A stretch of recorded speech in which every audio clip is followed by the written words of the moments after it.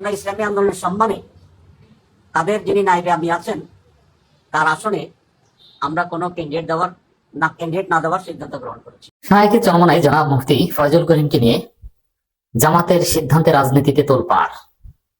মুহূর্তের মধ্যেই চারদিকে খবর ছড়িয়ে পড়েছে জনাব মুফতি ফয়জুল করিমের আসনে প্রার্থী দিবে না জামাত ইসলামী। যদিও মুফতি ফয়জুল করিমের আসনে কমপক্ষে ডাবল ভোট আছে জামাতের চরমনের চাইতে, তারপরে প্রার্থী দিবে না। কেন প্রার্থী দিবে না? জামাতের মধ্যে মিশ্র প্রতিক্রিয়া শুরু হয়ে গেছে। এটা অযৌক্তিক। প্রার্থী এখন উইথড্র করবেন, এটার রহস্যটা কি? তাহলে এতই যদি তাকে ছাড় দেওয়ার ইচ্ছা থাকতো তাহলে আপনি সাবমিট করেছেন কেন? অনেক জায়গায় তো সাবমিটই করেন নাই। যেমন বরিশাল 5 এবং 6 নিয়ে জামাতের মধ্যে চরমনের মধ্যে যথেষ্ট দর কষাকষি হয়েছে। যে ফয়জুল করিমকে বলা হয়েছে জামাতের পক্ষ থেকে, আমি জেনে বলছি যে আপনি বরিশাল 6 নির্বাচন করেন, যেহেতু আপনি 2 জায়গায় নমিনেশন পেপার সাবমিট করেছেন। বরিশাল 5-এ জামাত ইসলামীর সহকারী সেক্রেটারি জেনারেল জনাব অ্যাডভোকেট মোয়াজ্জেম হোসেন হেলাল তিনি করবেন, এটা ছিল জামাতের প্রস্তাব। কিন্তু চরমনাই বলেছিল যে না, 5 আমাদের লাগবে। কিন্তু জামাত এটা নিয়ে যথেষ্ট চাপে রেখেছে চরমনাইকে, যার ফলে জনাব advocate Moazzem Hossain Helal nomination paper submit করে সেটা আবার জামাতের অফিসিয়াল পেজে প্রচার করার ব্যবস্থা করেছেন। এর মধ্য দিয়ে চরমনাইকে একটা বার্তা দেওয়া হয়েছিল যে আমরা এত সহজে বরিশাল 5 ছাড়ছি না। অথচ মামুনুল হকের আসন থেকে শুরু করে বেস্টার ফুয়াদের আসনে প্রার্থীতে সাবমিটই করেন।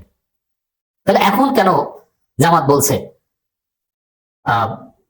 যে তার প্রতি সম্মান দেখিয়ে, যেহেতু পীর সাহেব চরমনাই তিনি নির্বাচন করছেন না, এ কারণে চরমনাইয়ের মধ্যে সবচেয়ে সিনিয়র নেতা হিসেবে যারা নির্বাচন করছে তাদের মধ্যে ফয়জুল করিমকেই ধরে নিচ্ছে এবং ফয়জুল করিমের আসনে জামাত যে প্রার্থীকে সাবমিট করেছিল সেটা উইথড্র করে নেবে, উঠিয়ে নেবে।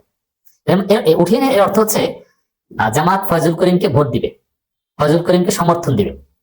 এর অর্থ হচ্ছে এটা। যদি প্রার্থী না থাকে তাহলে তো তাকেই ভোট দিবে। এখন এটা কতটুকু ঠিক বা এটার পেছনে কোনো কৌশল আছে কিনা বা এটার তাৎপর্য কি বা অর্থ কি?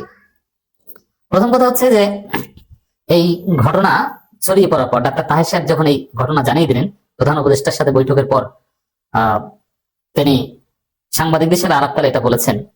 এর অনেকগুলো মিনিং থাকতে পারে। রাজনীতি এত সরল নয়। ফয়জুল করিম যিনি সকাল সন্ধ্যা জামাতকে গালাগালি করেন, জামাতের লোকজন জামাত সমর্থন দিলেই তাকে ভোট দিতে যাবে, এটা মনে করার কোনো কারণ নেই। এটা রাজনীতির বাস্তবতা। অনেকে বিষয়টা অন্যভাবে নিতে পারেন, বাট ইটস রিয়ালিটি। এবং চরমনাইও এটা বিশ্বাস করে না। আমি সাথে সাথে এই ঘটনা পাওয়ার কয়েক সেকেন্ডের মধ্যে চরমনাই গুরুত্বপূর্ণ কয়েকজনের সাথে কথা বললাম, যারা মোটামুটি খোঁজ খবর রাখেন বা তাদের নীতি নির্ধারণী পর্যায়ের কাছাকাছি, এবং চরমনাই বড় নেতা। বড় নেতা হলে তো